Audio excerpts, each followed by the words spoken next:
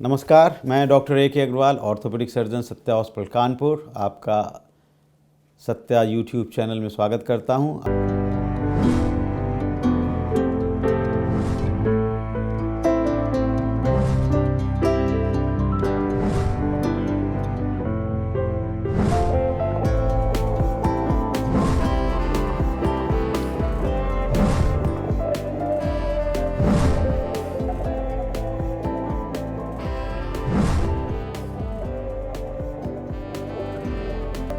आइए हम लोग एक नए टॉपिक पे बात करेंगे जो कि बहुत ही महत्वपूर्ण टॉपिक है, वो है स्लिप डिस्क। आज जानेंगे कि स्लिप डिस्क होती क्या है, स्लिप डिस्क होने से क्या लक्षण आते हैं, कैसे हम पहचानें कि हमको स्लिप डिस्क हो गई है, क्या वो चीज़ें हैं जिनसे स्लिप डिस्क हो जाती है जिनको हमें नहीं करना है, और क्या वो चीज़ें हैं जिनसे हम स्लिप डिस्क को रोक सकते हैं। अगर स्लिप डिस्क हो ही गई है तो हमें क्या सावधानियां बरतनी हैं, कैसे सोना है, कैसे उठना है, कैसे चलना है, क्या दवाएं खानी हैं, क्या डॉक्टर के पास जाना है, कौन सी जांचें करानी हैं, क्या एमआरआई, कुछ लोग कहते हैं एमआरआई करा लीजिए, कुछ लोग कहते हैं स्लिप डिस्क में तो ऑपरेशन आवश्यक ही है, क्या हम ऑपरेशन से बच सकते हैं, ऐसे कौन से तरीके हैं जो बगैर ऑपरेशन के स्लिप डिस्क को ठीक रख सकते हैं, क्या स्लिप डिस्क एक बार हो गई तो ज़िंदगी भर होती ही रहेगी। इन सभी जानकारियों को आइए हम अगले 10 मिनट में हासिल करेंगे और स्लिप डिस्क जैसी घातक और कॉमन बीमारी से अपने को बचने में सहायक होंगे। तो शुरू करते हैं कि क्या है स्लिप डिस्क। स्लिप डिस्क एक डिस्क है, जैसा कि नाम बता रहा है, और वो स्लिप हो गई है। और वो डिस्क क्या है?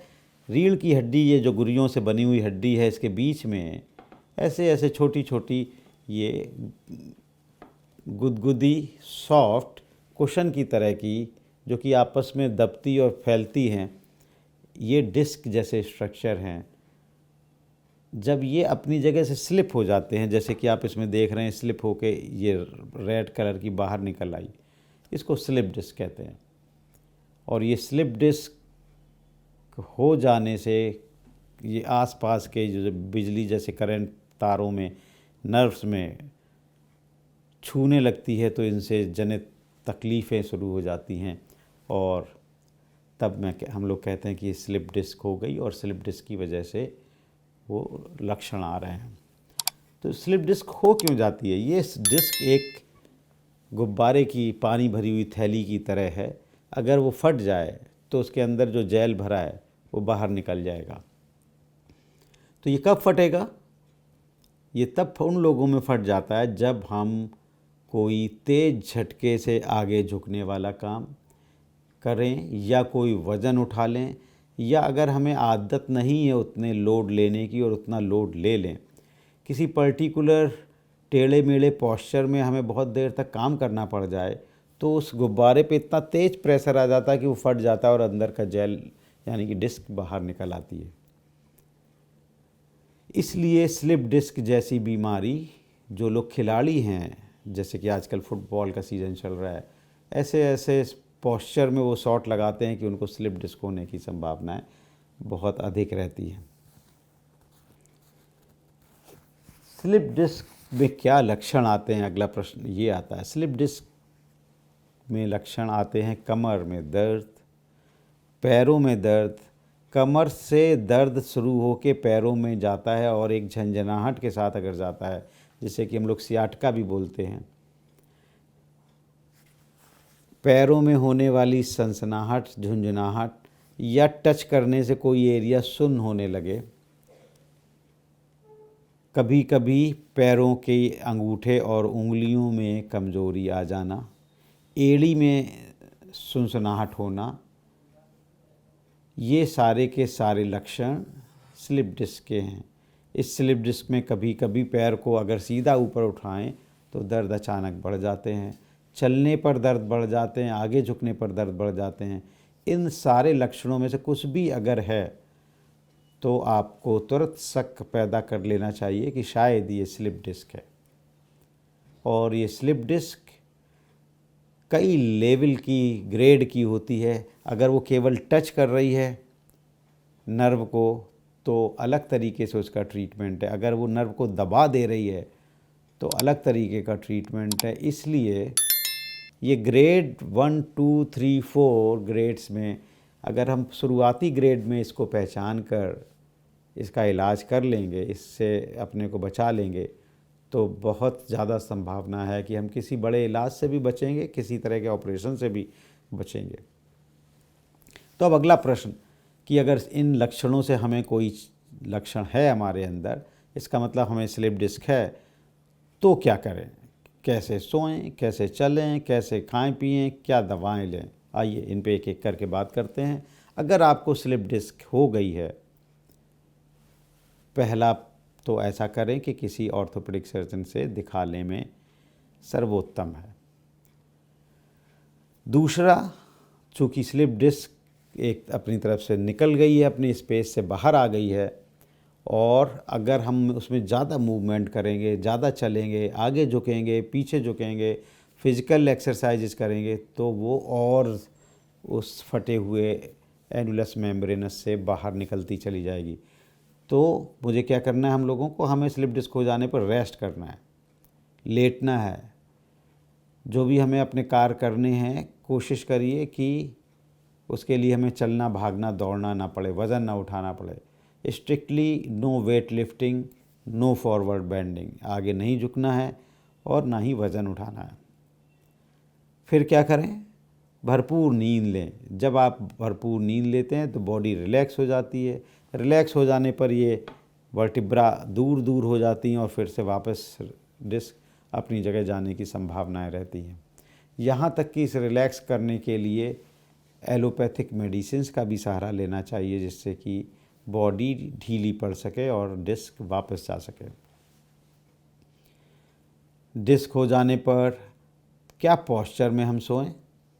आप सोने के लिए जो आप गद्दे के एकस्टम्ड हैं, उसी गद्दे पर जिस पे आप डेली अभी तक सोते रहे हैं, उसी गद्दे पे सोना चाहिए। अक्सर ये दिमाग में कन्फ्यूजन रहता है कैसा गद्दा हम लें। कुछ लोग कहते बहुत हार्ड गद्दा लें, कुछ कहते ज़मीन पे सोने लगो, कुछ कहते प्लाई बोर्ड पे सोने लगो। नहीं, जिस गद्दे पर आप स्लिप डिस्क होने के पहले सोते रहे हैं, उन गद्दों पे ही सोइए। पोस्चर क्या हो? सीधे सोएं कि पेट के बल सोएं या करवट से सोएं? तो मैं आपको बता दूं कि करवट से सोना, जिसमें कि पैर थोड़े से मोड़ के सोते हैं, दो पैरों के बीच में तकिया लगा सकते हैं, ये पोस्चर सबसे अच्छा है स्लिप डिस्क के लिए सोने के लिए। आपको अगर पेट के बल सोने में ज़्यादा रिलैक्स होता है तो पेट के बल भी सो सकते हैं। चलने के बारे में मैंने गाइडलाइन दी कि जितना कम से कम हो उतना ही चलें, कोशिश करें कि अन्यथा बिल्कुल भी ना चलें। दौड़ने या आगे झुकने या वज़न उठाने का तो सवाल ही नहीं उठता। क्या मेडिसिन्स लें? स्लिप डिस्क होने पर एंटी इन्फ्लेमेटरी मेडिसिन्स लेनी चाहिए, जो कि उस जगह की स्वेलिंग को कम करे। डिस्क की पोषण के लिए कैल्शियम, विटामिन D3 और न्यूरोजेनिक विटामिन्स लेने चाहिए। कौन सी एक्सरसाइजेस करें? एक अच्छे फिजियोथेरेपिस्ट के निर्देशन में ऐसी फिजियोथेरेपी करें जैसे कि lumbar traction, short wave diathermy, back extension exercises, जिससे कि डिस्क वापस अपनी जगह पर चली जाए। क्या मेडिसिन्स लें? अगर आपको पेन हो रहा है तो आप पेन की NSAID मेडिसिन्स डॉक्टर की राय से अवश्य ले लें, क्योंकि पेन अगर होगा तो मसल में स्पाज्म बना रहेगा और इस स्पाज्म बना रहने से डिस्क कभी अपनी जगह वापस नहीं आ पाएगी। इसलिए उसकी स्पाज्म को ख़त्म करना बहुत ही महत्वपूर्ण कार्य है।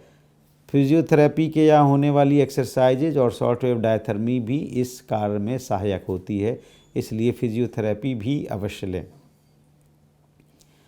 कभी कभी इन दवाओं, इन एक्सरसाइजेज, इन फिजियोथेरेपी के बावजूद डिस्क वापस नहीं जाती है और व्यक्ति लगातार सियाटिका जैसे दर्द से परेशान रहता है दिनों दिन और हफ्तों।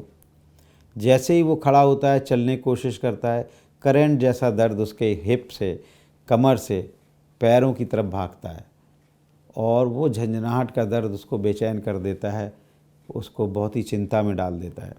ये दर्द ऐसे बीच चौराहे के डिस्क की कंडीशन है जिसके कि इलाज में ऑपरेशन की भी आवश्यकता हो सकती है, और अगर आपने सावधानी बरती तो आप लौट के वापस विदाउट ऑपरेशन वाले ट्रीटमेंट से भी ठीक हो सकते हैं। इसलिए जब भी इस तरह के सियाटिका दर्द हो, करंट जैसा दर्द ऊपर से नीचे जा रहा है कूल्हे से नीचे पैर की तरफ, तो मेरी बात का ख्याल रखिए।